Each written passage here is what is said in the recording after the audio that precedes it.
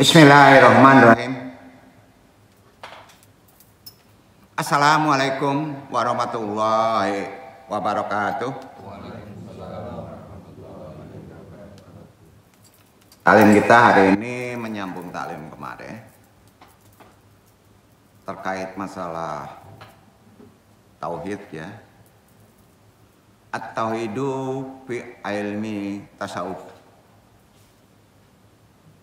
Tauhid menurut ilmu tasawuf. Ya. Kalau kita menyebut yang tidak bisa dibagi itu esa. Esa itu dalam pengertian Arab ahad. Ya. Tapi kalau kita menyebut satu, Allah itu satu, bisa dibagi itu.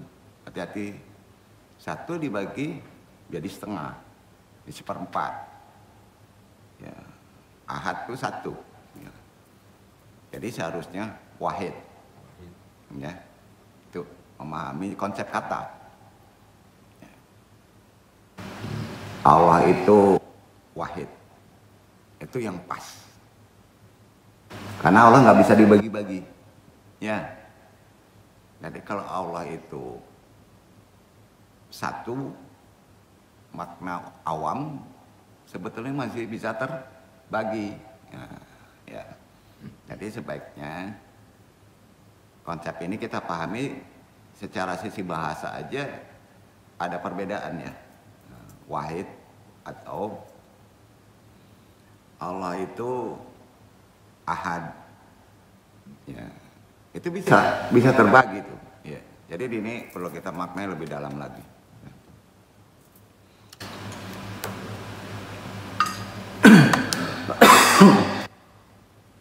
Langsung saja ke tajuk risalah part 2 ya. Kemarin sudah kita kaji, sangat dasar, ini agak lebih ke dalam. Manfaatnya banyak nih.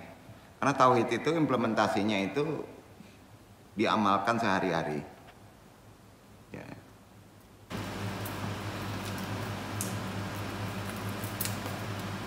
Alhamdulillahilladzi bi imani bih wahdana ila azimi syariatih wa as'adana bittiba'i afdali rusulillah asyhadu la ilaha illallah wahdahu la syarika lahu fi uluhiyatihi wa rububiyatihi wa asma'ihi wa sifatihi wa asyhadu anna muhammadan abduhu wa rasuluh Allahumma sholli wa sallim wa barik ala sayyidina Muhammadin wa ala alihi wa sahbihi ajmain. Tentunya segala puji bagi Allah yang telah memuliakan kita dengan iman, memberi petunjuk pada kita menuju keagungan syariatnya ya, memberikan kebahagiaan kepada kita dengan mengikuti Rasulnya yang paling mulia.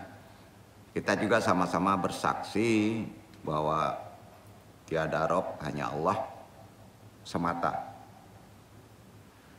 tanpa sekutu baginya, baik dalam uluhiyahnya,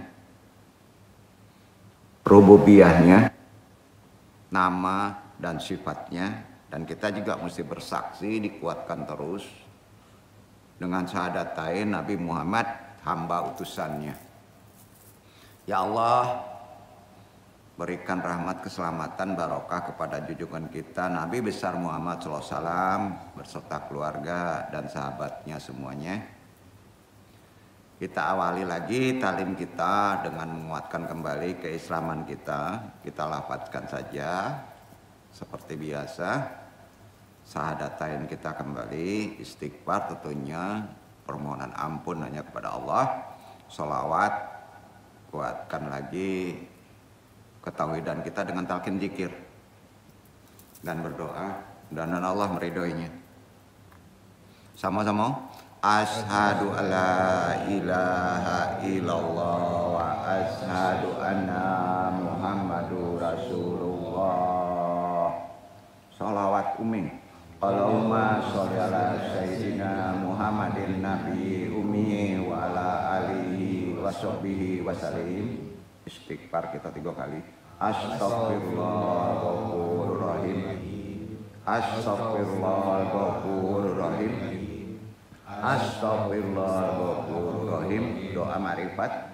Ilahi anta maksudi wariddoka matlubi atini mahabbataka wa ma'rifataka. Toharo zikir 3 kali. La ilaha illallah. La ilaha illallah. La ilaha illallah. Kita kuatkan ke kalbu kita. Zikir jalalah nafi isbat. La ilaha illallah. La ilaha illallah. La ilaha illallah. La ilaha illallah. La ilaha illallah. La ilaha illallah. La ilaha illallah Muhammadur Rasulullah. Ilaha dinia solihi wa ilaha droti Syekh Abdul Qadir Jalani bisyafaat Nabi Muhammad biiznillah waridullahi. Ya Allah, ya Allah, ya Allah, inna kala kulli syai'in qadir. Takdikah jatina, pasang niat dalam hati ridha Allah.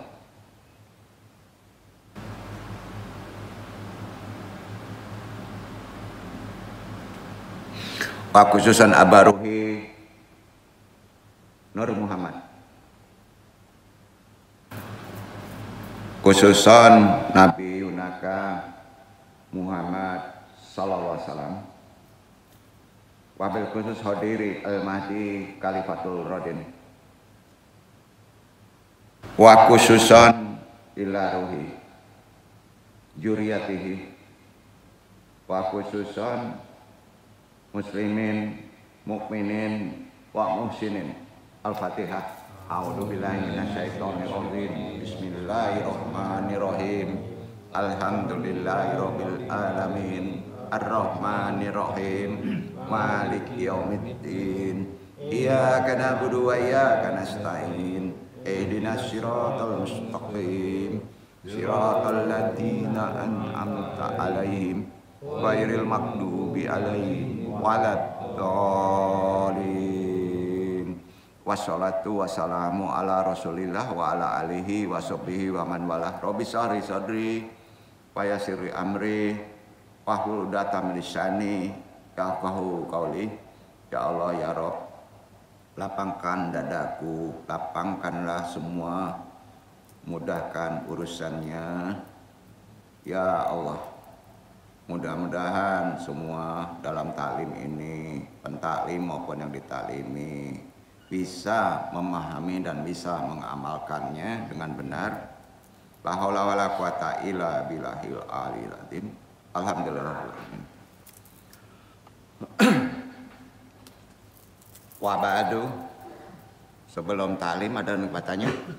Enggak ya?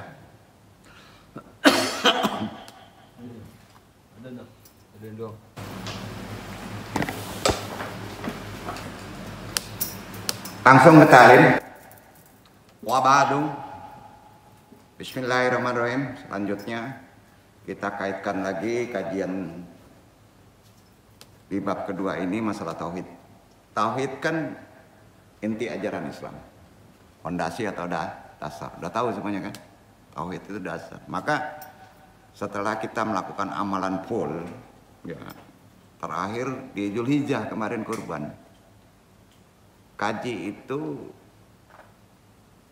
kata Nabi mesti diulang-ulang, silabusnya gitu. Walaupun udah tahu kita ingatkan lagi. Tapi hari ini insya Allah banyak yang nggak tahu nih.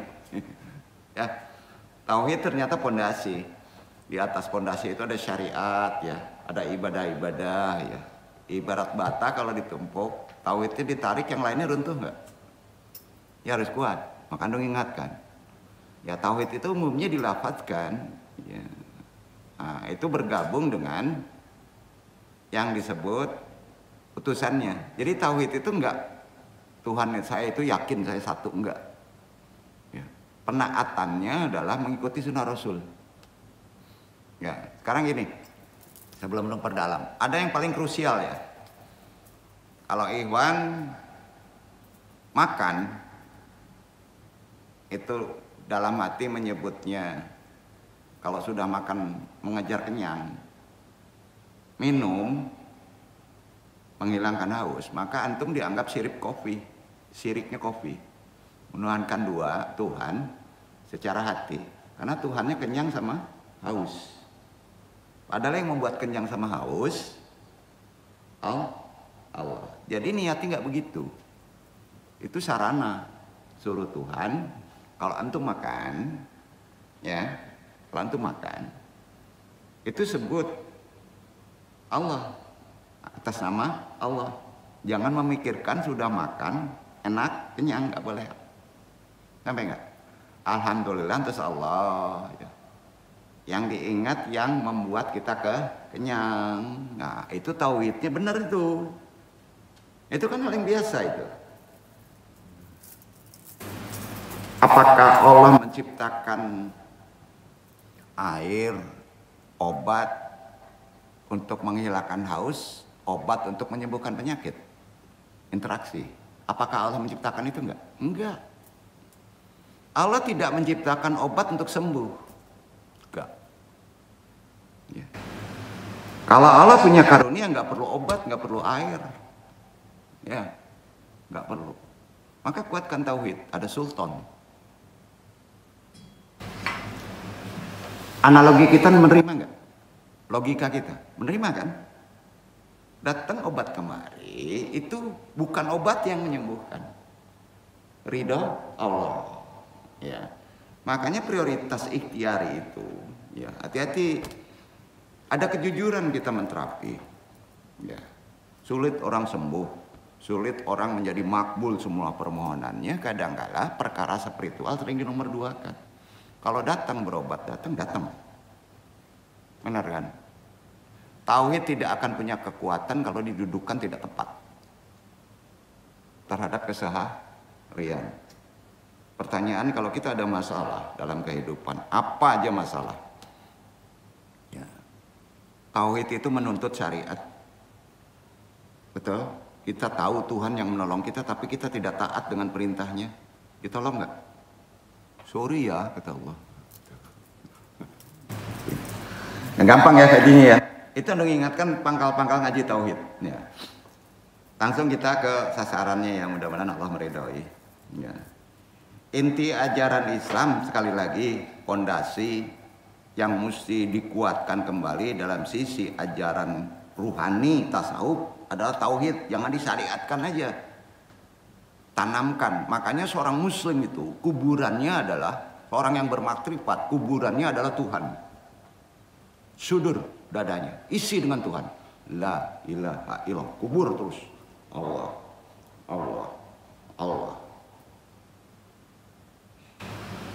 Maka kuat tuh. Itu nggak bisa dipikirkan analogi dengan kuatnya kalbu kita dengan Allah, yang lain nggak ada. Jalalah kan gitu. Allah. Jadi thayyibah itu kapan saja, paham ya? Di mana saja, nggak memerlukan juga tahara. Karena itu memperbaiki hati. Misalnya antum di jalan nggak mandi, batal wudhu, Allah. Tapi menyebut basmalah memerlukan syarat, karena itu kewalian. Namanya ada wudhu menjadi makbul. Ya, beda lagi. Tapi kalau Allah di mana saja, kapan saja lafazkan. Nyangkul Allah. Kalau Allah memberi suatu kekuatan, ya, kadang-kadang jadi bingung nih. Nih yang nolong jangan-jangan jin cangkul 2 kali udah kecangkul semua gitu. Jadi itu ilmu tauhid. Ya. Anda ngobat itu sering sulit itu karena nawa itu orang itu bukan ke inti Allah. Karena obat andung, udah salah tuh. Ya. Itu kan hanya jembatan. Ya, kalau Allah menghendaki nggak ada jembatan dilempar ke sana bisa, bisa ya. Ada dia. Jadi inti ajaran Islam tolong kuatkan kembali tauhid kita. Amalannya udah jelas. Tiap kita bertolibul ilmi selalu kita awali dengan talqin zikir namanya. Menanam Allah tadi di hati. Itu dia. Ya. Dan akan menjadi kekuatan kalau antum itu sudah memenuhi istiqomah. Zikir Allah itu yang dinilai Allah. Walaupun hanya 2 kali menyebut la ilaha illallah, tapi istiqomah, maka itu yang diminta sama Allah. Ya, istiqomah. Amalan itu sedikit tapi istiqomah, maka menjadi paten tuh amalan. Ya. Jadi tolong ya kita pahami. Tauhid itu memerlukan fondasi krusial, ya. Karena inti ajaran Islam mengajarkan kesimpulan kaifatul imani billahi bisyaklin sahihin wa irsyadil basyari ila insya niati sahihati. Bagaimana berketuhanan secara benar. Ada pertanyaan, gimana sih antum bertuhan itu secara benar? Kaifatul imani billahi. Dan juga menuntun manusia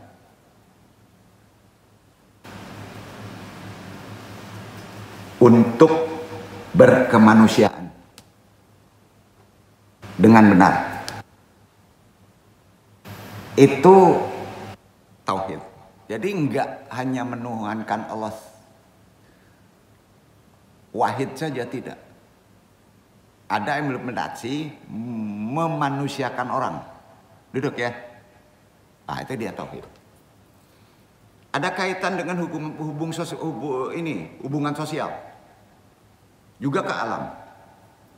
Makanya di kehidupan kekinian yang serba katanya modern, serba informatif, ya. Kita prioritaskan lagi, kita utamakan, kita fokuskan lagi, ya.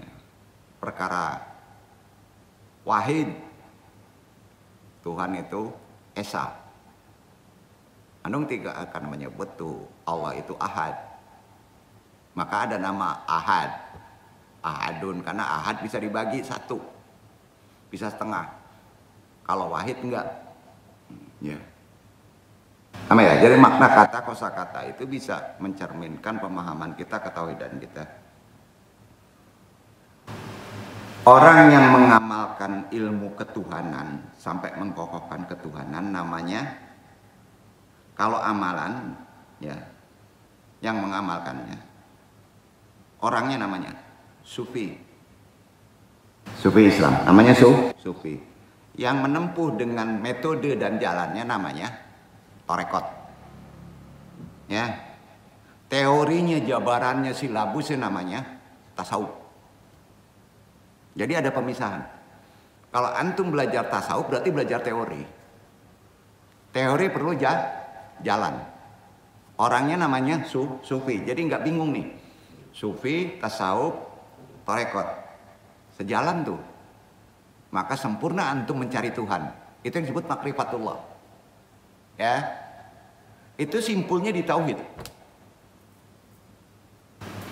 Jadi orang sufi itu perlu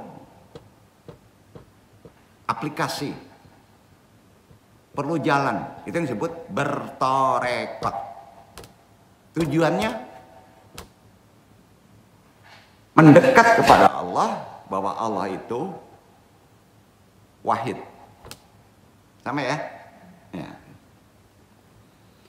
Islam itu ajaran mujmalnya selalu menggunakan berbagai metode.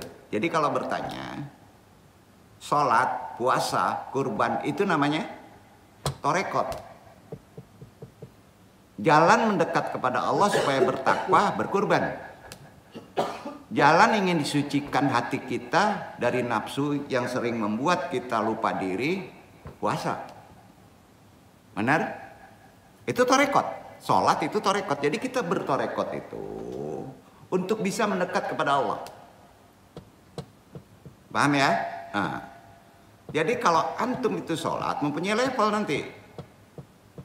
Kalau antum sholatnya minta pahala, diselesaikan urusan, itu level bawah. Ibarat antum dikasih kontrak, antum digajinya ya berdasarkan kontrak. Tapi pas antum dikontrak, antum tambah. Karena hobi dengan kerjaan, maka antum akan lebih mulia dari gaji itu. Akan ada bonus.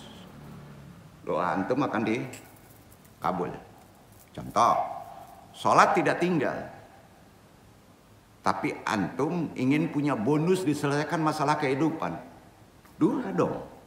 Datanglah ke ahlinya. Kalau sakit, tanya kepada dokternya. Itu naik level 2. Tapi sholat antum itu ada berkendak ya, dan ada kesenangan. Yang ketiga yang paling keren. Apa itu? Antum itu ambil muka. Sholat itu mintanya ambil muka. Nah, kalau di makhluk ambil muka, namanya apa? Panjile kan? Tidak boleh. Tapi kalau ke Allah wajib. Itu makomat tinggi.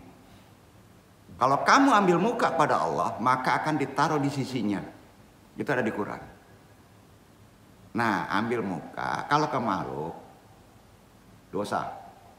Ambil muka sama Allah pada sholat, insya Allah ditaruh di sisinya.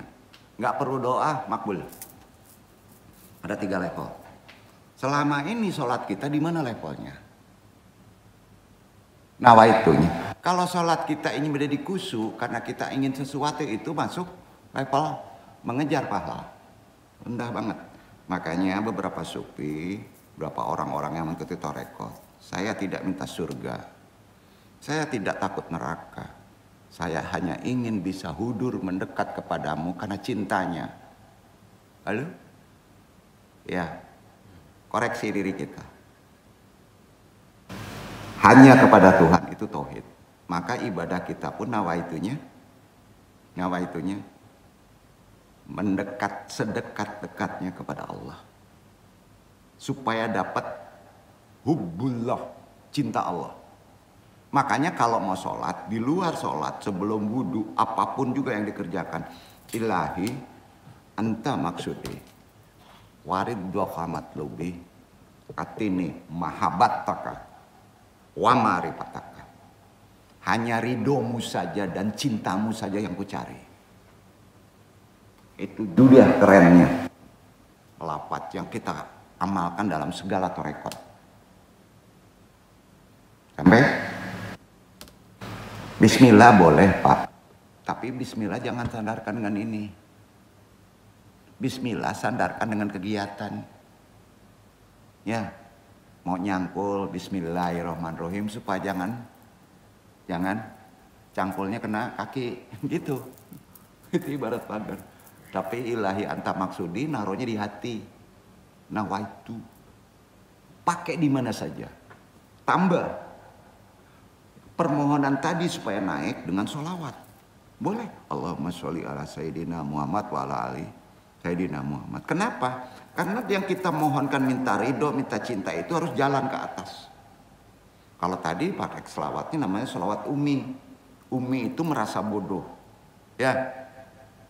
Tujuan kita supaya Allah meridoi. Ya.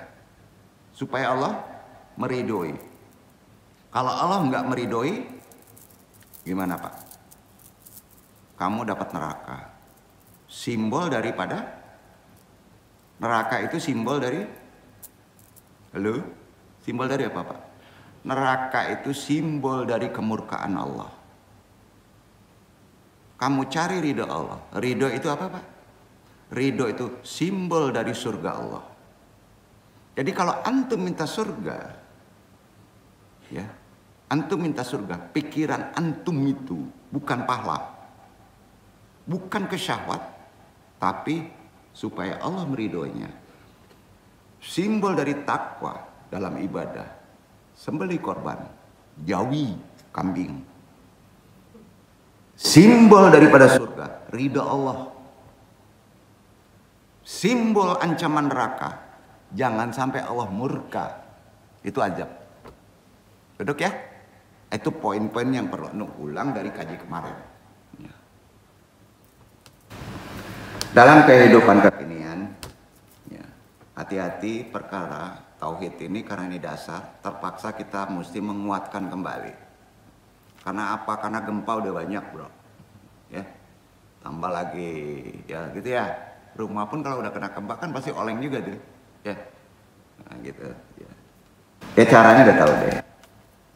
Jadi Islam selalu menggunakan metode menguatkan tauhid itu dengan zikir, muhasabah, perenungan. Ya. Semuanya terhimpun dalam sholat. Ya. Untuk bisa mencapai pemahaman yang mendalam tentang Allah, menguatkan tauhid kita harus ma'rifatullah sedalam-dalamnya. Mengaplikasikannya itu yang paling penting dalam kehidupan kita sehari-hari. Ya.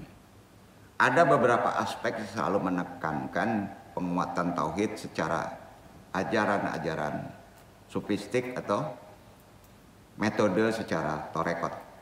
Itu sebetulnya ruhani. Nah, secara silabusnya itu tasawufnya begitu. Biasanya diawali dengan makrifatullah. Ya. Salah satu penggalannya paling awal ada asma wa sifat. Allah mengenalkan dirinya dengan nama dan sifatnya, ya. Itu salah satu ajaran tauhid. Para sufi harus melihat itu. Kita ini sufi semuanya. Tapi untuk menjadi sufi susah. Benar kan? Nah, kita sufi. Ya. Para sufi untuk dapat melihat Allah bukan melalui indrawi, tapi melalui ilmui. Itu yang disebut sifatun, asma wa sifat. Ya.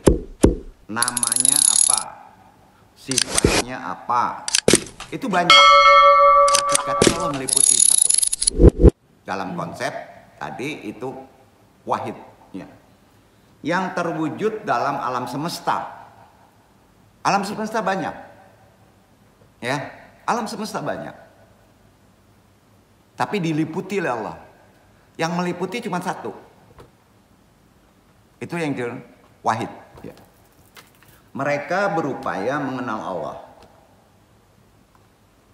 melalui perwujudannya. Jadi kalau sudah naik makrifat kita, melihat pohon, Allah. Betul? Tapi jangan melihat yang jelek, Allah, jangan. Dosa itu. Allah tidak disandarkan kepada zat yang jelek. Ya, adab dia. Lihat perwujudannya di alam semesta. Ya.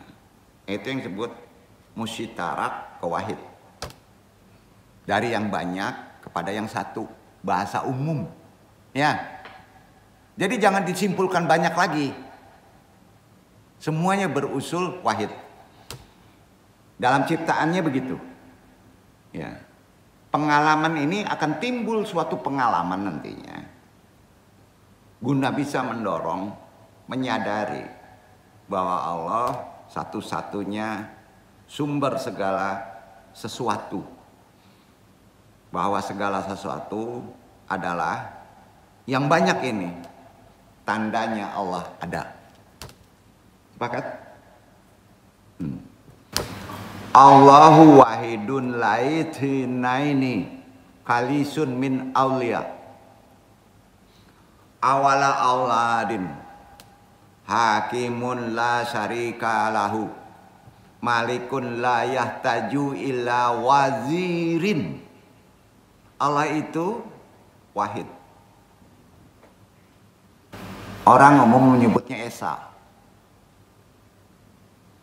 Tiada duanya, suci dari sahabat dan anak. Penguasa tanpa sekutu. Raja tanpa perlu wazir, atau wazir ya, pembantu. Raja nggak ada pembantu. Halikun layah taju ila hakimin. Qaimun bidatihi layah taju ila jauharin. Akhara khalaqahu. Pencipta tanpa perlu pengatur. Dia mencipta nggak perlu diatur. Kun, jadi ada oleh zatnya sendiri tanpa perlu zat yang lain menciptakannya. Menguatkan itikad. Jadi bahasa tauhid secara membereskan pikiran ini dia. Ya. Selanjutnya, bal bimajilin anhu. Paham? Nahtaju ilaihi khalaqa tabi'atu kulluha bihi. Justru selainnya memerlukannya. Apa selain Allah itu memerlukannya Allah. Seisi alam ini tercipta olehnya. Duduk. Ya. Kuatkan lagi ketauhidan kita secara ajaran-ajaran ruhani. Wallah al-qainu fi jauharihi la bidayata lahu wala nihayata fi wujudihi wujuduhu mutalakun wa mustamarun qaimun bidatihi.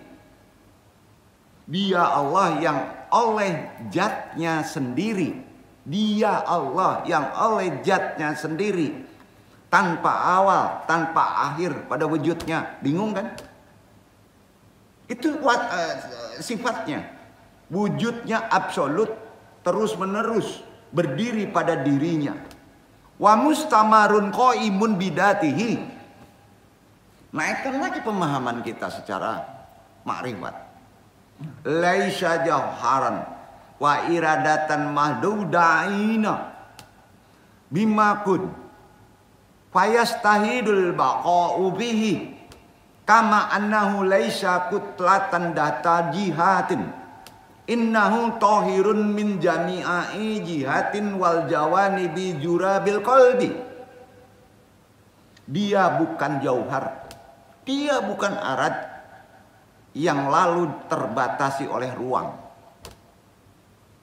Allah tidak terbatasi oleh ruang, sehingga mustahil dia tidak kekal. Dia ada, selalu ada padanya. Dia juga bukan jisim, badan, tidak. Dan lalu memiliki arah. Allah tidak memiliki arah. Kurang beradab kalau mau begini, membatasi Allah.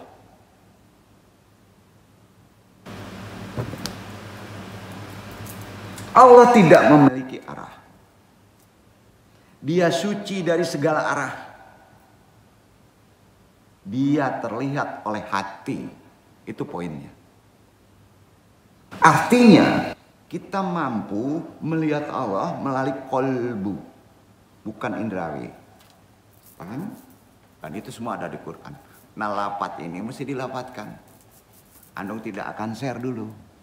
Nah, kalau di share, antum jahil tuh.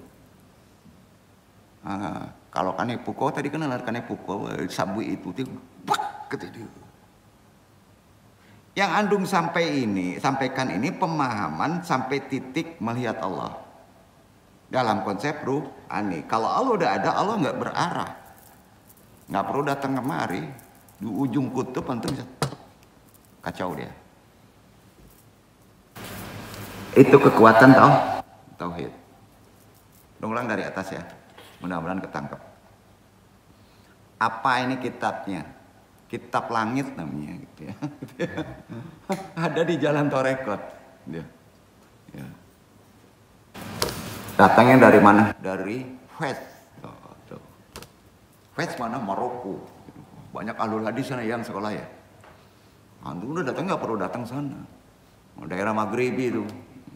Udah deh, gampang aja deh. Nih kajinya nung kutip ya. Salah satu kutipan Al-Julali, atau Al-Julali, yang disebut Al-Julali. Dia seorang wali ya. Allahu wahidun laitna ini kalisun min awliya Allah awaladin. Hakimun la syarika lahu malikun la yahtaju ila warizir. Allah itu esa, tiada dua, suci dari sahabat dan anak, penguasa tanpa sekutu, tanpa raja, tanpa wazir. Khalikun la yahtaju ila hakimun qaimun baditahi la yahtaju ila jawarin akhraqalaqahu. Pencipta tanpa pengatur, ada oleh zatnya sendiri tanpa perlu zat lain yang menciptakannya. Bal bimazilin anhu tahtaju ilaihi khalaqa tabi'atu kulluha bihi.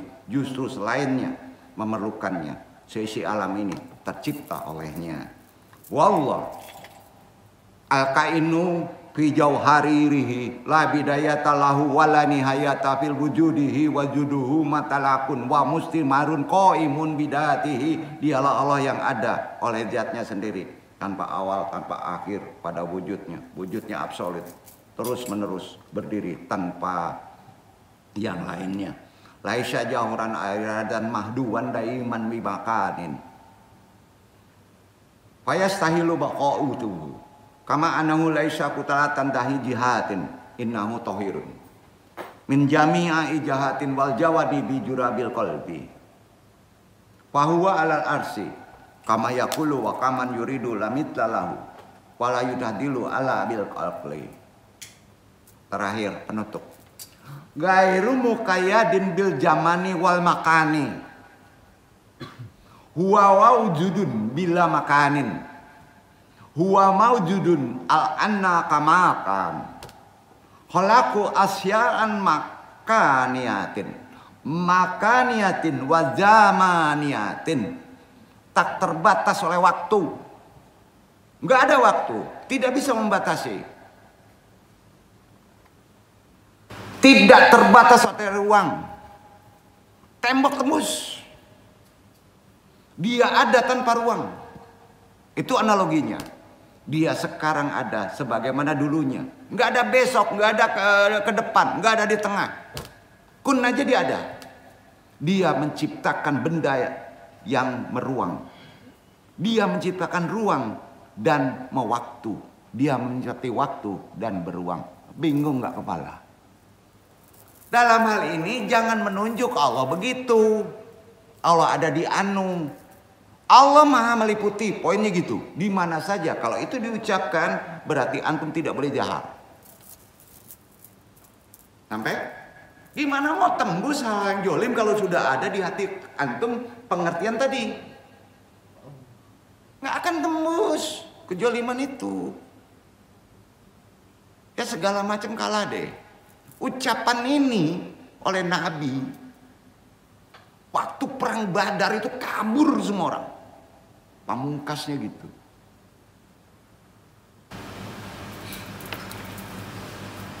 Siapa yang melafadzkan selain Nabi? Ya wali kutub. Siapa wali kutub ini? Dia belajar mendalami dari Syekh Abdul Qadir Jailani. Dari mana Syekh Abdul Qadir Jailani? Dari runut-runut ilmu ruhani. Dan di sampingnya membisikkan Rasulullah SAW. Seorang sufi, kita ini sufi bro. Manusia yang melakukan amalan sholat.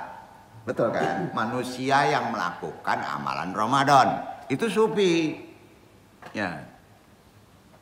Harus percaya bahwa tujuan utama hidup kita adalah untuk mencapai hudur. Tujuan, hudur. Mendekati kepada Allah. Tujuan hidup kita itu.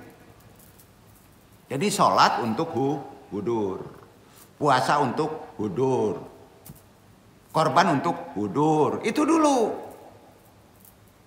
Kalau sudah mendekat, antum nggak ngomong, maka keinginan antum diselesaikan sama Allah. Itu tauhid. Karena itu orang-orang ulama dulu, ya, melakukan ibadahnya, prakteknya seperti zikir, muhasabah itu untuk bisa melatih hati dia sampai titik mukasyafah, bisa melihat Allah dan Allah dekat. Itu yang disebut mukasyafah. Nah pertanyaannya, bisa nggak merasakan Allah itu hadir, datang? Nah, metode awam itu sholat, pergi. Ya. agar jiwa kita dapat mendekat hudur sedekat-dekatnya kepada Rob. Ada katanya. Ya, sebelum melanjutkan sampai titik ini paham ya, penguatan tauhidnya, amalannya secara mujmal. Paham ya? Kita sering terbetik Allah itu jauh, sering terbetik Allah itu berarah, duduk sana makanya ngadap kiblat. Enggak begitu. Salah pemahaman kita. Allah itu maha dekat. Kalau tahu caranya bisa didekatkan. Amin. Nah.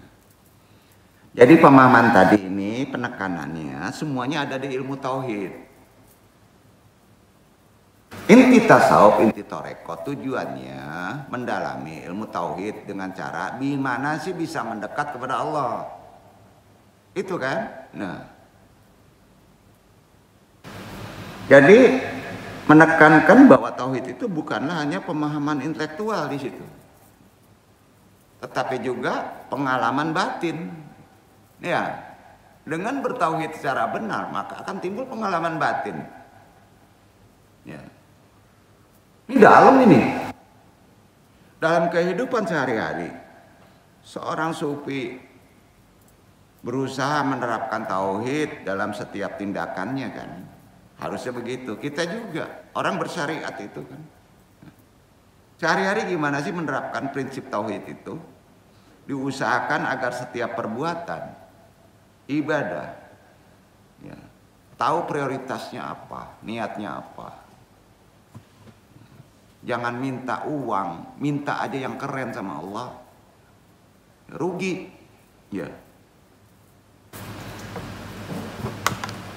Tujukan hanya kepada Allah karena keinginan atau tujuan lain. Boleh-boleh saja.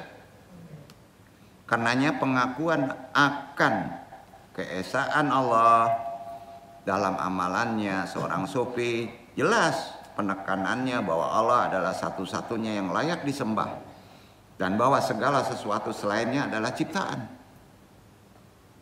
Apa aja semua ciptaan. Mereka percaya bahwa mengesahkan Allah adalah inti dari keyakinan Islam. Kita yakin itu. Dasarnya itu. Bagi setiap tindakan, perbuatan kita. Dengan menerapkan praktek-praktek teorinya tasawuf namanya. Ya. Ilmunya tauhid. Jalannya torekot. Amalan torekot terhimpun dengan ibadah fardu, ibadah sunnah, puasa. Itu tujuannya mendekat kepada Allah yang Maha Wahid. Orangnya sufi berharap dapat memperkuat tauhid ini dalam kesehariannya terus-menerus.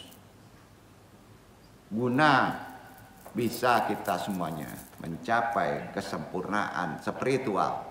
Bahasa epistemologi sempurna spiritual apa? Sempurna spiritual itu sempurna sadar kita. Sadar. Mengalahkan manusia itu sifatnya lalai.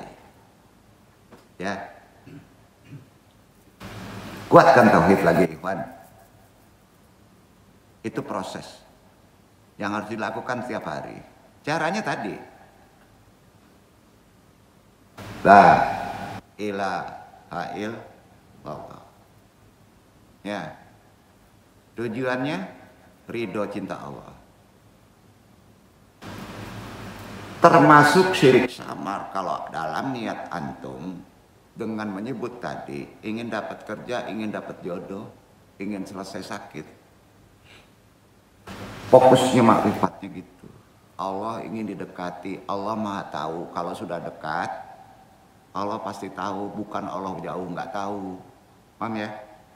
Dekati Allah. Karena Allah bisa membaca keinginan antum.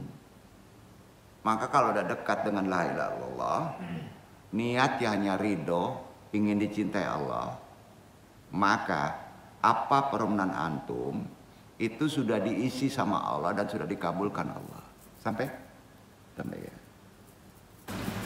Berat dong. Nah, itulah mainan setan.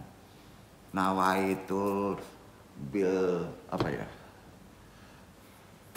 Bil rizki. Ya. Sekian pula dalam pikirannya kan untuk menyelesaikan hutang. Nah udahlah, syirik kopi. Kalau antum makan berpikir untuk kenyang, berpikir untuk nikmat, kata Al-Ghazali, syirik kopi. Kalau antum minum ya supaya menghilangkan halus, kata Al-Ghazali, syirik kopi. Minum menghilangkan haus, tidak. Makan menghilangkan lapar, tidak. Yang menghilangkan lapar, yang menghilangkan dahaga, Allah. Itu tauhid. Fokusnya ke sana, bukan ke fokus jembatan. Sampai tanamkan itu. Komitmen ya. Mulai sekarang berpikiran begitu. Ya. Jangan balik lagi kita tobat ke tobat. Putarannya ke situ terus dia. Ya, Masya Allah, ini berat ini. Kan disampaikan nih, oh udah mulai besok saya begitu. Menanamkan tauhid terus menerus. Cobalah, pas ada ujian musitarak dari luar, nah itu lupa tadi tuh. Percayalah, maka itu istiqomah. Terus menerus dengan la ilaha illallah. Di sini kurang bro, seminggu hanya 3 kali. Ya, tolong ditambah. Makanya metode tarekat itu dengan zikir menanamkan tauhid tadi supaya antum ada kekuatan ditolong Allah. Udah selesai kaji itu sebetulnya ya. Udah. Itu tarekat. Ya. Kalau muhasabah, wirid itu lebih cenderung kepada hawa. Kehendak. Antum kurang mengikuti kalau nggak kuat tauhid. Berapa tahun Rasulullah menanamkan tauhid? Banyak menanamkan syariat atau banyak menanamkan tauhid tahunnya? Berat kan? Nah. Ajaran dalam agama Islam telah ditancapkan pegangan ketauhidannya untuk dapat dijadikan prioritas utama umat muslim sebagai wujud keyakinan kepada Allah. Dah tahu.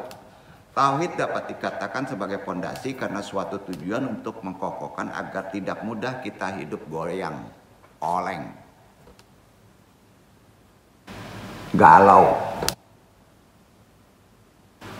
Jikalau fondasi itu tidak kuat, maka iman ketauhidannya diragukan. Jadi orang yang galau, bahasa syariatnya, imannya diragukan. Aduh, nggak enak juga kaji ya. Tapi benar ya. Tapi kajinya benar. Belajar ilmu tauhid ini sama dengan militer perang. Ada strateginya, siasahnya. Jadi strategi tauhid ini diajarkan. Itu yang ngajarinnya para mursyid. Ya, ada strateginya. Ya. Strategi kita apa sih? Nggak masuk ke strategi tauhid, nanti digunakan terus. Ya. Kan bagus kalau digunakan terus tauhid. Betul. Jadi kalau antum sudah berketuhanan terus, jadi kamu tidak akan berkemanusiaan. Ketangkep nggak? Pada dasar kita adalah manusia. Dan sabinya itu kadang-kala kalau disampaikan takutnya ada ulama. Prinsip seorang sufi itu apa? Prinsip pelit bicara. Setuju Ustaz Fauzi? Kalau sudah perkara rohani, adab kepada Allah, pelit bicara. Kalau udah digembar-gembar sama dunia medsos, udah paham dia dong. Ada udang di balik hantu namanya. Itu yang mesti kita beresin. Paham nggak? Ya kan? Nggak bisa. Sekali lagi, adab kepada Allah, perkara ruhani, perkara ruh, perkara takdir, pelit bicara. Karena lebih cenderung kepada person. Ya, boleh disampaikan kerangka, hanya sedikit. Mudah-mudahan ini dapat pemahaman ketauhidan kita menjadi benar. Ya. Takut kita hidup goyah. Strategi tauhid begitu. Adab, pelit bicara, itu perintah. Ya. Seluruh ajaran Islam, realitas di kehidupan ini, tauhid sebenarnya yang diaplikasikan dalam person. Dalam ajaran Islam dikategorikan dengan pemahaman bahwa Tuhan itu esa. Hakikatnya Allah memberikan pedoman berupa zat atau wujud yang tersembunyi. Kalau tersembunyi kan nggak boleh terlihat. Yang kemudian Allah berkehendak untuk dikenalkan dengan cara menciptakan berbagai bentuk masing-masing person. Aduh, pusing nih. Enggak, bisa dicerna kok. Karenanya mengenal Tuhan. Umum nyebut makrifatullah juga bisa dikatakan sebagai bertauhid. Sampai memotong jawi juga bisa dikatakan bertauhid. Sampai? Nah, atas dasar keyakinan begitulah seseorang dalam mencapai Tuhannya, mendekat kepada Tuhannya, wudur kepada Tuhannya. Biasanya dalam ketauhidan bermula dikenalkan dari sejak awal lahir.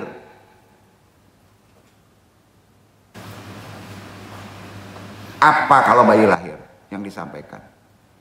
Ajan kan? Mengenalkan Tuhan kan? Kemudian pas balik kenalkan tuntunannya, ayat-ayat dari langit, wahyu, Al-Quran. Contoh kepada manusia, Rasulullah, sunnah. Karenanya pada penerapan aplikasinya, ketauhidan ini Rasulullah yang dapat merubah umatnya. Rasulullah kita contoh, itu bisa merubah umatnya dari menyembah patung. Ya. Jahiliyah purba patung, jahiliyah sekarang menyembah selain patung, duit, pangkat, derajat, itu namanya juga berhala. Ya. Dari menyembah patung, dari menyembah berhala menjadi umat yang berakidah tauhid sangat keren. Lama itu waktunya. Di dalam Quran banyak dijelaskan mengenai isi kandungannya. Berarti kita, Rasulullah nggak ada, tapi Rasulullah kan dari wahyu. Wahyu diterapkan jadi Quran. Nah, kita lihat di Quran. Akbarun innallahu wa asma'ihi wa sifatihi wa afalihi wa akwalihi. Berita tentang Allah, nama-namanya, sifat-sifatnya, perbuatannya, firman-firmannya dibukukan namanya Al-Quran. Itu kitab yang suci untuk Islam. Begitu kita mempelajari tauhid. Yang kedua, ad-da'watu illa ibadatillah wahdahu la syarikalahu. Dakwah sampaikan untuk beribadah hanya kepada Allah semata, tidak ada sekutu baginya. Ketiga, innal amira wal nawahiya tujibu alaina ta'atahu wa tanfida awamirihi wajidnabu nawahihi. Perintah dan larangan mengharuskan menaatinya, menjalankan perintah dan menjauhi larangannya. Tauhid itu. Keempat, maulamatun an kutabu ulama'il islami sabikina min kubaroi at-tauhidi. Tauhid, informasi dakwah ulama terdahulu, para ahli tauhid, itu yang diambil informasinya. Kalau sulit dijabarkan dari ayat-ayat yang tersembunyi di Al-Quran, maka memerlukan guru. Ya. Itulah keempat tadi disebut antum sudah ini mengaplikasikan, mengamalkan hak-hak tauhid Allah. Amalkan hak tauhid Allah dengan empat tadi, ya. Jadi hak tauhid Allah itu penting. Kalau udah haknya harus dibayar, maka tauhid itu wajib kita pahami. Nggak mungkin kita bisa mengenal Allah tanpa tahu tauhid. Sampai ya? Karena itu penyempurnaan dari ad-din. Jadi intinya di dalam Al-Quran itu kan dijelaskan tentang ketauhidan dengan data seperti tadi. Dapat diuraikan bahwa melihat fondasi awal kita yaitu bertauhid, hal yang sama seperti yang telah dipelajari dari ilmu-ilmu seperti fikih dan lainnya tentang keabsahan beribadah kepada Allah yang sudah menunjukkan ketauhidan. Jadi di dalam ilmu tauhid telah dijelaskan mengenai bagaimana mengesahkan Allah yang sebenarnya dan mengaplikasikannya secara kehidupan sehari-hari yang sebenarnya. Sehingga dengan bertauhid seorang bisa tahu arti hidup yang sesungguhnya. Selalu mewahidkan Allah. Maka dari itu dengan berpedoman tauhid dapat mendorong kita melakukan hal-hal kebaikan tanpa keluh kesah. yang akan mengantarkan kebahagiaan. Enggak akhirat saja, dunia wal akhirah. Jadi tauhid menempatkan kedudukan yang krusial tertinggi dalam semua ajaran Islam. Itu krusialnya, bukan torekot. Ya, bukan. Paling tinggi dalam Islam. Komitmen bahwasannya hubungan manusia kepada Allah itu menjadi fokus dengan ilmu tauhid. Untuk bisa berkeyakinan dari seluruh rasa hormat kita, rasa syukur kita sebagai satu-satunya sumber nilai dalam Islam. Manusia yang bertauhid tidak mudah tergoyahkan keimanannya, insya Allah, untuk membedakan makhluk satu dengan yang lainnya. Karena seluruh alam merupakan ciptaan Allah, mengemban tugas untuk membersihkan manusia dari menyembah selainnya. Hal ini akan mengedepankan manusia untuk bisa membentuk suatu misi kebenaran hidup, misi keadilan nilai-nilai dalam Islam. Karenanya dalam konteks tadi itu terlalu epistemologi, tapi Anda harus menyampaikannya ya, sebagai pengemban umat untuk merealisasikan sifat-sifat bermoral, sosial, ekonomi, budaya. Karena peran dan fungsi tauhid dalam kehidupan sosial, satu, perannya apa sih ilmu tauhid dalam kehidupan bermasyarakat, bersosial? Satu, memiliki komitmen utuh pada Robnya, Tuhannya. Ia akan berusaha secara maksimal untuk menjalankan pesan dan perintah Allah secara kemampuannya. Dua, menolak pedoman hidup yang datang bukan dari Allah. Ketiga, bersikap progresif terhadap penilaian kualitas kehidupannya seperti halnya adat istiadat, tradisi, dan kehidupan kita. Keempat, tujuan hidupnya amat jelas semata-mata untuk mencapai ridha Allah. Kelima, memiliki visi yang jelas tentang kehidupan yang harmonis antara manusia dan Robnya, teraplikasikan kepada sesama makhluk. Semua yang disimpulkan ini dihimpun, diciutkan jadi satu kepada firman Allah. Al-Baqarah 163 sering kita lafadzkan. Wa ilahukum ilahu wahid. La ilaha illa huwa rahman nurrahim. Betul? Lafadzkan kalau menyontek ilmu tauhid dari Quran wahyu, itu dia. Kalau ruhani full mengisi kekuatan batin, thayyibah. Apa ya? Sampai? Nah. Dan Tuhan kamu adalah Tuhan yang Maha Esa. Tidak ada Tuhan selain Dia yang Maha Pengasih, Maha Penyayang. Tiap hari kita lafadzkan dalam konteks tarekat. Dalam wasilah juga ini. Ya. Jika dilihat asbabun nuzulnya ayat tadi Al-Baqarah ayat 163, sebab turunnya ini apa? Kalau di hadis nama asbabul wurud kan? Ini terkait dengan perkataan kafir orang Quraisy. Waktu Nabi berdakwah, awal dakwah. Orang Quraisy berkata begini, Israh lana ma huwa ilaika. Jelaskan wahai Nabi Muhammad kepada kami bagaimana Tuhanmu. Israh lana ma huwa ilaika. Bagaimana sih Muhammad jelaskan Tuhanmu itu? Itu kata orang Quraisy. Peristiwanya terjadi pada saat kaum musyrik mendengar ayat keesaan Allah sebelumnya, tapi dibangkangi. Kemudian berkata, Ida kunta sodikon fima taqulu fadkur ayatan tu'akidus sidqaka. Jika engkau benar atas apa yang engkau ucapkan, maka datangkanlah satu ayat saja sebagai legitimasi kejujuran perkataan Tuhan itu. Satu Maha Penyayang. Maka turunlah Al-Baqarah 163. Sampai itu sebabnya. Jadi mempraktekannya tahu nggak? Ya, kalau jolim diri kita merasa selesai sesuatu itu harus punya uang, menyelesaikan segala sesuatu itu harus bekerja, berarti tergeser kekuatan Allah.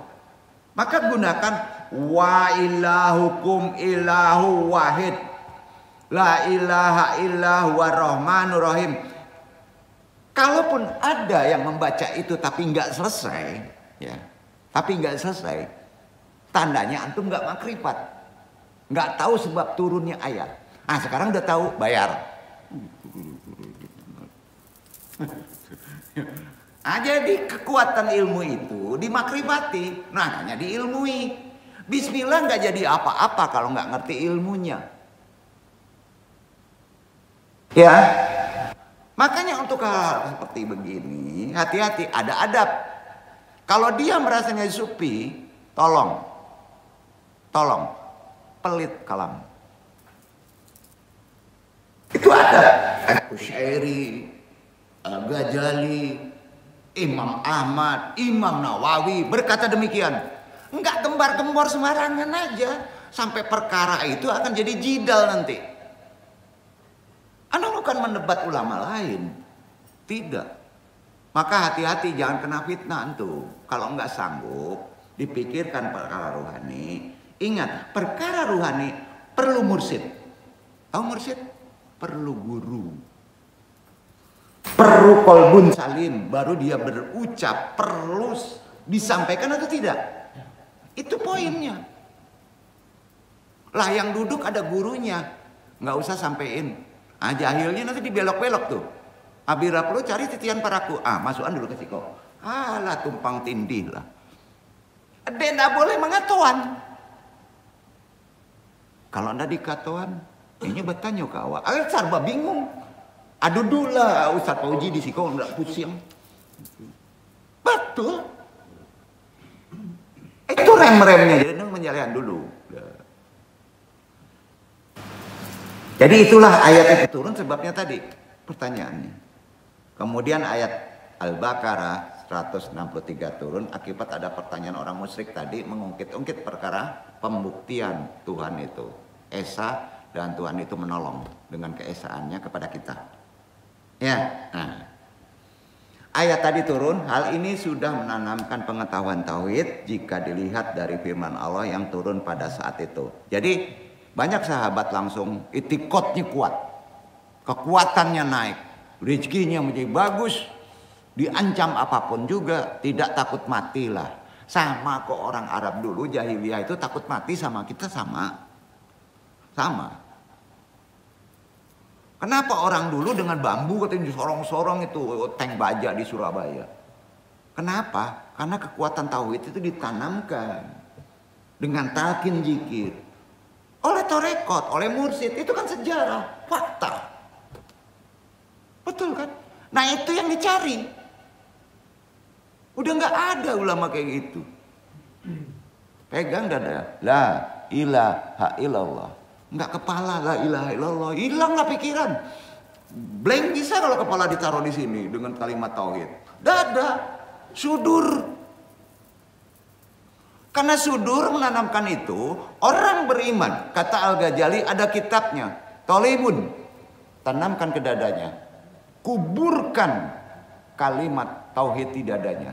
Makanya ada disebut kuburan orang yang ulama beriman adalah jalalah tauhid. Jadi kuburannya itu, kalau itu jadi kuburan kalimat jalalah dengan ditalkin dengan yang mampu sultan, maka antum beres nggak semuanya? Beres. Iya. Bukan ditaruh sini jadi hikmah, nggak ada sangkut pautnya. Hikmah itu lain, kebal bacok, kebal hantu, kebal ini ya, kebal sama jin. Ngejar-ngejar burhan, enggak ke situ. Bukan ke situ, tauhid enggak ke situ. Di atas itu. Gitu, ya. Insya Allah, ya.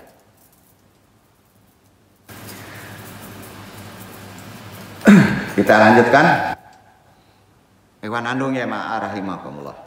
Sebagai seorang muslim, kita dituntut untuk bisa merealisasikan tauhid dalam kehidupan kita sehari-hari. Udah tahu ya? Karena tauhid merupakan ajaran dasar Islam. Yang di atasnya baru dibangun syariat-syariat agama. Ya. Menurut bahasa, tauhid adalah bahasa Arab. Berarti mewahidkan, mengesakan, menganggap sesuatu itu nggak ada selain dia, gitu aja. Ya. Kalau nyebut tunggal bisa dipokol satu itu ya. Dalam ajaran Islam, yang dimaksud dengan tauhid adalah keyakinan jelas kepada Allah, nggak ada selainnya. Menciptakan, memelihara, menentukan segala sesuatu yang ada di alam ini. Keyakinan seperti tadi itu disebut dengan yang tadi itu rububiyahnya. Tauhid rububiyah. Itulah tauhid ketuhanan. Ya. Konsekuensi dari keyakinan tadi,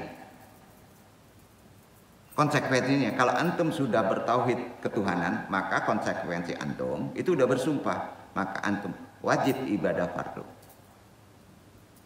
Kalau tidak ada ibadah fardu, berarti antum sudah syirik kafir. Itu bahasa torekot. Berarti kalau antum tidak sholat, kalau yang umum ada yang nyebutin kafir katanya kan, anu nggak mau nyebut kafir, syirik kopi. Ya. Syirik yang tersembunyi, sama dengan makan dan minum tadi. Kalau pikiran antum bahwa makan itu mengenyangkan, bisa mengenyangkan, sudah syirik kopi. Nggak percaya baca tuh di kitabnya Al-Ghazali, Thalibin, ada itu.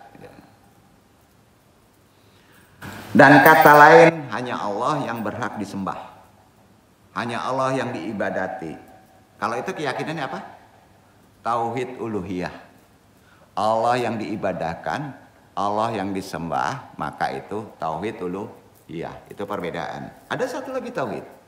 Jadi kedua ajaran tauhid itu rububiyah dan uluhiyah. Ya, harus kita jadikan bagian dari kehidupan kita praktekkan sehari-hari. Dalam menghadap berbagai keadaan, baik dalam menghadapi hal yang menyenangkan karena memperoleh nikmat, dalam menghadapi hal yang menyedihkan karena ditimpa musibah, tauhid ngajarin. Setidaknya kalau ada dua kita diuji dengan kenikmatan, diuji dengan masalah, ada tiga dalam ajaran tauhid yang sangat mendasar untuk kita pahami dan mudah-mudahan bisa mengamalkannya. Pertama, at-tauhidu ilahiyun. Itulah tauhid ilahiyah. Wahya umurun tata'alaku billahi min sifatihi wa af'alihi wa as'alaqatillah bi abdihi, yaitu hal-hal yang berkaitan dengan Tuhan, baik sifat-sifatnya, perbuatannya, hubungan antara Rabb dan hambanya. Pahami asma wa sifat. Yang kedua, at-tauhidu nubuwatun. Tauhid kenabian, tauhid nubuat. Ayyama yata'allaqu bil anbiya illa dina arsalahu mullah ta'ala illal basariyati kafatan li ublighu syariataha ilaihim, yaitu hal-hal yang berkaitan dengan nabi yang diutus oleh Allah kepada seluruh umatnya untuk menyampaikan syariatnya kepada mereka.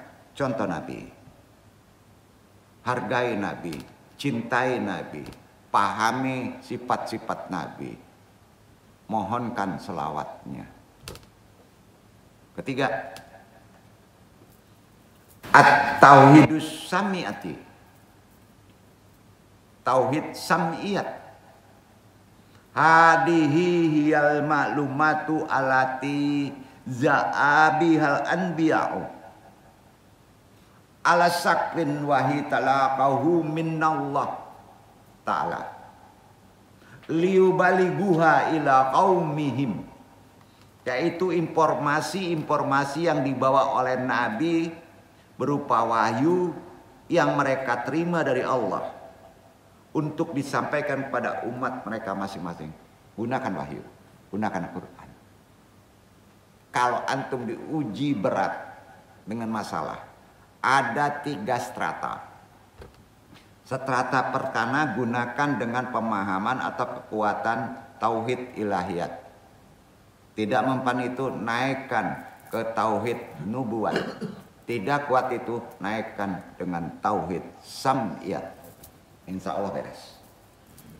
Gimana amalannya? Tunggu dulu, kita kuatin dasarnya dulu.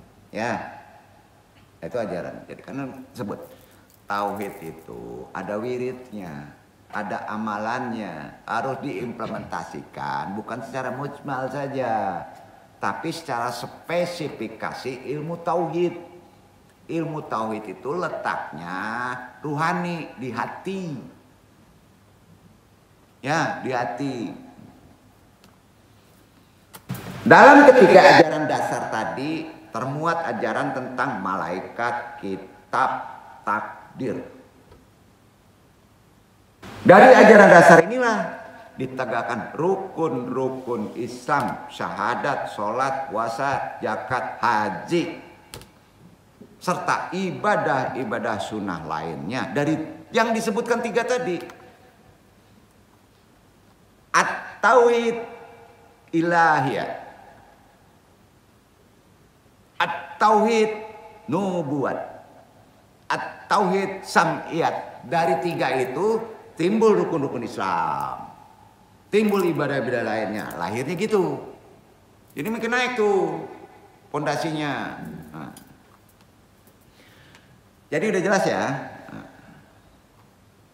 Sebagai pelengkap sekaligus penyempurna, ditambah kesempurnaannya disyariatkan pula di sini berhak antum kalau sudah begitu disebut ihsan. Apa? Ihsan. Nah, yang harus menyertai berbagai ibadah, insya Allah bisa. Semua ibadah harus ada maqamat ihsan. Dan buah dari ketiga ajaran ini diawali dasar iman, Islam, baru ihsan. Karena konsep kita sholat kalau ihsan, Allah itu tidak terlihat dalam konsep indrawi. Tapi Allah melihat kita, mata pada qalbi. Kita dekati, itu disebut hudur. Ya. Baiknya perilaku dan akhlak bagi hamba Allah, di situ letaknya. Baik dalam rangka berhubungan dengan Allah, sesama manusia, hablum minallah wa hablum minan nas, ataupun dengan lingkungannya. Jadi jangan dipotong.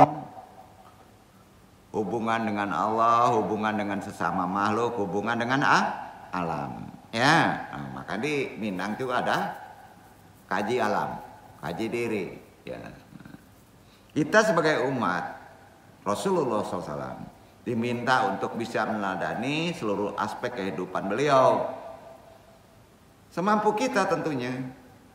Karenanya salah satu perilaku Nabi Muhammad yang harus kita teladani adalah melakukan ibadah berdasarkan apa yang Allah sukai. Antum beribadah itu bukan apa yang antum ingin nih. Jadi ibadah antum apa yang Allah sukai. Ya.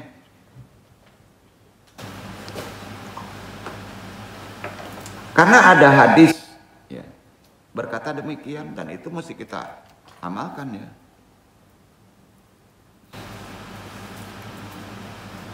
Karena Allah yang berhak menerima ibadah, bukan disukai oleh mereka sendiri. Ada hadis sebuah dialog ringan, perhatikan ya. Yang terjadi antara Rasulullah dengan Ummul Mukminin Aisyah radhiyallahu anha. Ketika kaki Rasulullah SAW bengkak karena banyak melakukan qiyamul lail, salat malam, Aisyah berkata, "Ya Rasulullah, innaka taqumul laila hatta tatawara ma qaddamaka. Alaisa qad ghafarallah laka ma taqaddama min danbika wa ma ta'akhara." Ya Rasulullah, Anda melaksanakan ibadah qiyamul lail, sholat malam, sampai kaki Anda bengkak. Bukankah Allah telah mengampuni dosa-dosa Anda yang terdahulu maupun yang akan datang? Rasulullah langsung menjawab tegas. Allah yang bagi li ana akuna kadimanan syakiranan. Tidak patutkah aku menjadi seorang hamba yang pandai bersyukur?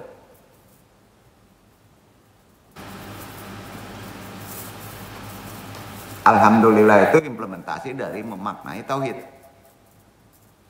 Dialog ringan ini kan menjelaskan, hadisnya sahih loh. Karena Allah menyukai hambanya yang pandai bersyukur. Kalau susah kita beribadah, ya, mohonlah menjadi senang. Kalau bisa mempraktekkan alhamdulillah. Maka Rasulullah pun melakukannya tanpa menghiraukan kaki beliau bengkak. Sebagai manusia biasa, kita kadang-kadang punya persepsi sendiri sih dalam ibadah, dalam bermohon. Tentang sesuatu punya persepsi yang aneh.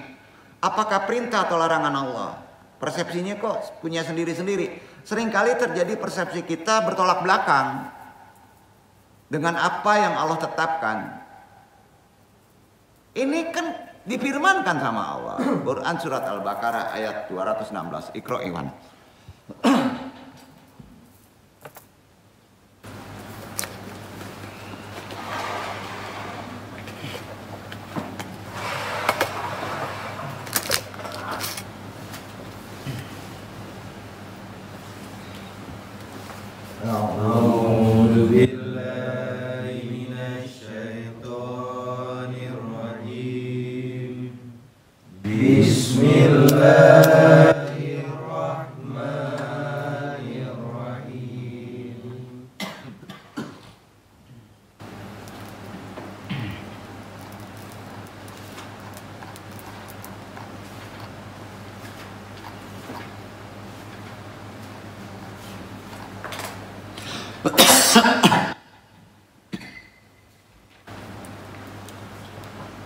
Kutiba alaikumul qital.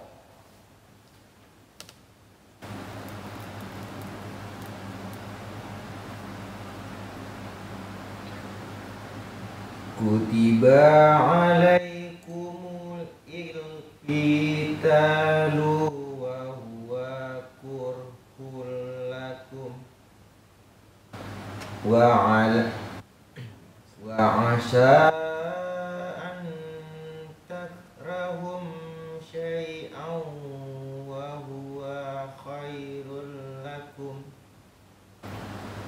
wa asa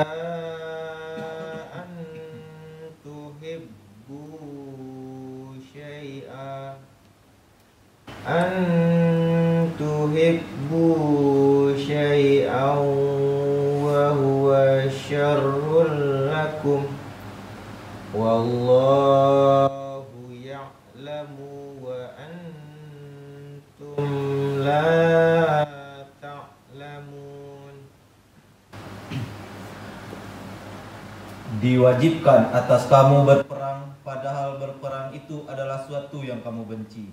Boleh jadi kamu membenci sesuatu, padahal ia amat baik bagimu. Dan boleh jadi pula kamu menyukai sesuatu, padahal ia amat buruk bagimu. Allah mengetahui sedang kamu tidak mengetahui. Halo, nggak perlu jabarin ya.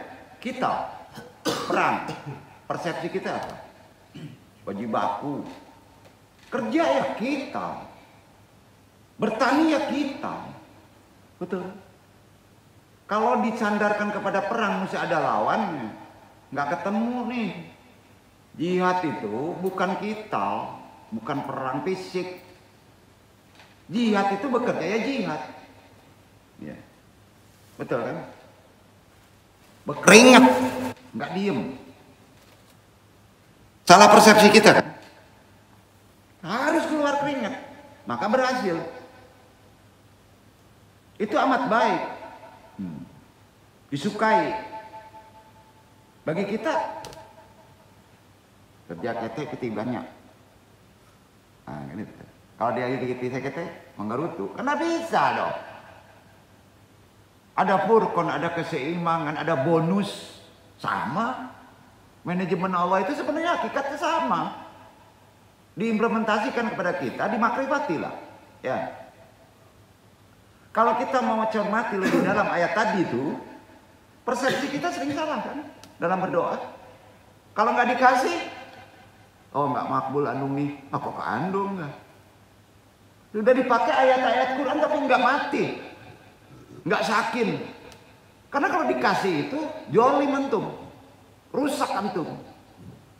Allah yang tahu kapan waktunya dikasih, betul? Itu konsep sabar.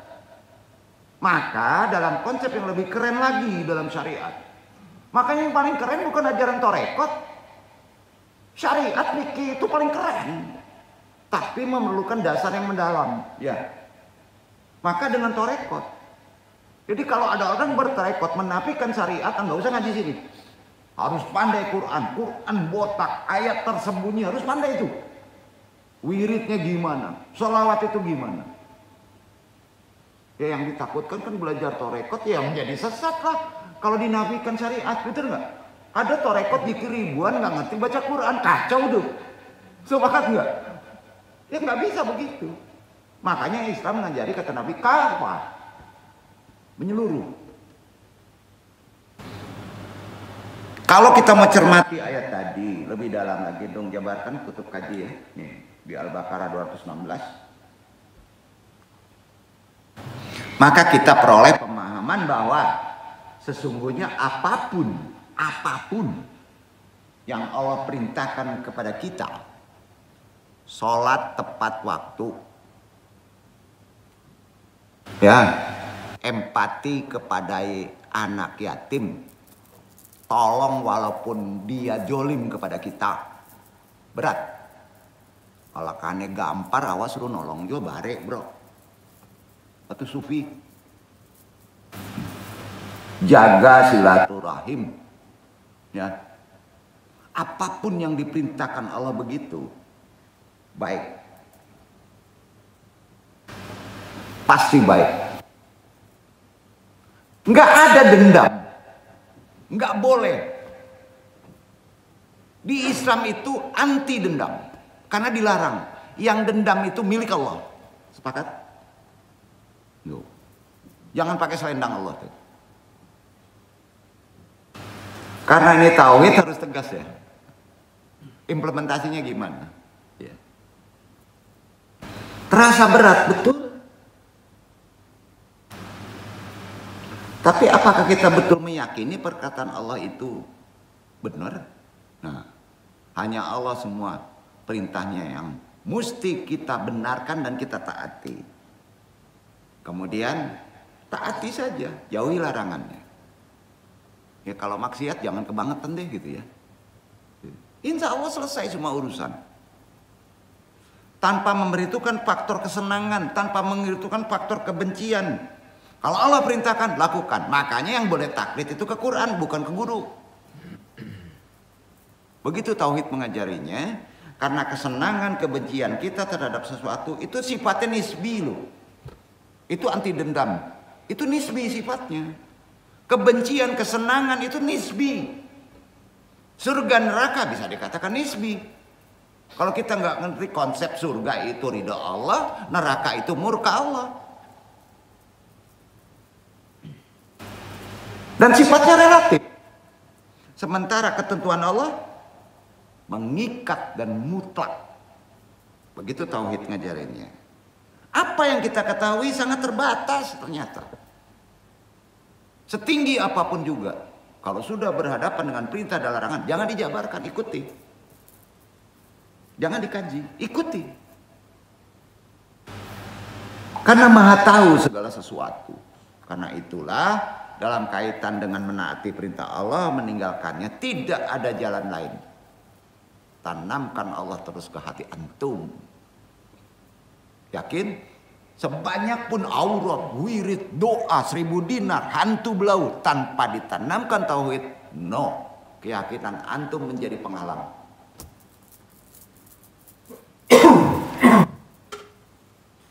Mudah-mudahan kita sendiri ya bisa mengamalkannya. Minta kepada Allah. Mengamalkan tauhid tidak semudah apa yang kita bayangkan. Apa yang ditentukan oleh Allah untuk kita tentunya akan berakibat baik bagi kita. Yakin itu. Jadi ayat tadi itu contoh kewajiban berperang. Dalam konsep perang kekinian adalah mau berkorban, mau berusaha, ya kan? Yang sering kita bayangkan dalam ayat tadi, berperang itu, dalam berperang hanyalah sesuatu yang menyusahkan. Apakah membunuh atau terbunuh? Kalau kita ke sana, kalau kita mau cermati, membinasakan, dibinasakan dalam ajaran Islam, berperang itu diperintahkan. Sekali lagi, berperang itu diperintahkan. Ikhtiar penuh itu diperintahkan sungguh-sungguh. Manjada wajada. Terutama untuk mempertahankan agama. Terutama untuk menguatkan agama kita, pondasi tauhid Tuhan itu cuma satu. Gitu. Guna dapat kebenaran hidup. Mengurangi, menghapuskan tindakan jolim kita. Karena kita ada setan membisikkan. Mengurangi kesewenangan kita, tanam ke tauhid.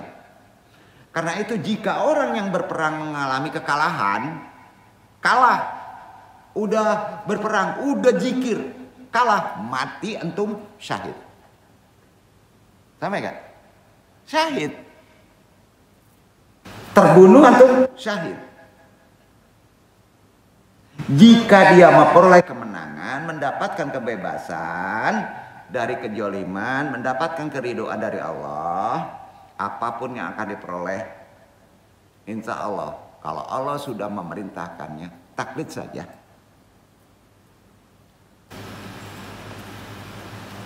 Karena perang diperintahkan. Itu kebaikan bagi kita yang memenuhinya.